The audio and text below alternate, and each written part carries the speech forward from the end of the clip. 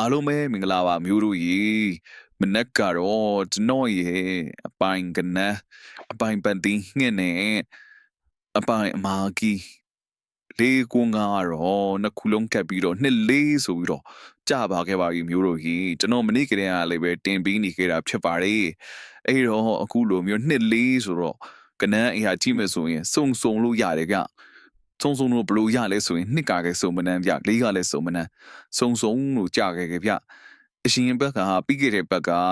ထွက်ခဲ့တဲ့တင်းလာနေ့ညနေမှာမာခွန်ဆိုပြီးတော့မဆိုထွက်သွားခဲ့တာဗျ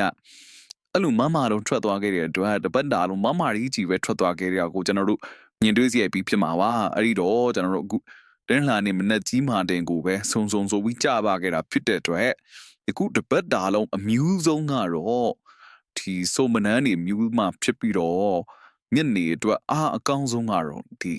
အပူကနန်းပဲဖြစ်တယ်ဗျကျွန်တော်ရဲ့အကြိုက်အပူဆိုလို့ရှိရင်တော့ကျွန်တော်ကနှစ်လေးကိုပြီးတော့ရန်ကျင်တဲ့ဆိုတဲ့သူတွေကတော့တစ်ကိုရှိမယ်ဗျကျွန်တော်ကတော့ညနေကိုအပူကြိုက်တယ်လို့စုံလည်းပဲကြိုက်တယ်ဗျကဲကျွန်တော်မိတ်ဆွေတို့ညနေလည်းပဲကန်ကောင်းကြပါစေဗျမနက်ကြီးကျွန်တော်အဖွင့်လှသွားခဲ့ပြီဗျပတ်တီးလည်းမှန်သွားခဲ့ပြီအမာကြီးလည်းထိသွားခဲ့ပြီဗျနောက်ပြီးတော့ဒီကျွန်တော်ပြောပြတဲ့ဒီ formula လေးကိုမှတ်ထားပေးစေချင်တယ်ဗျဒါက formula နီးလေးတွေပဲဖြစ်ပါတယ်ဒီမနက်ကြီးအဖွင့်နေမနက်ကြီးမှာစုံကြားခဲ့တာဖြစ်တဲ့အတွက်တပတ်လုံးမြူးကတော့မြူးမဲ့ကနန်းတွေကတော့စုံဒါမှမဟုတ်ရင်အပူပဲဖြစ်တယ်ခင်ဗျ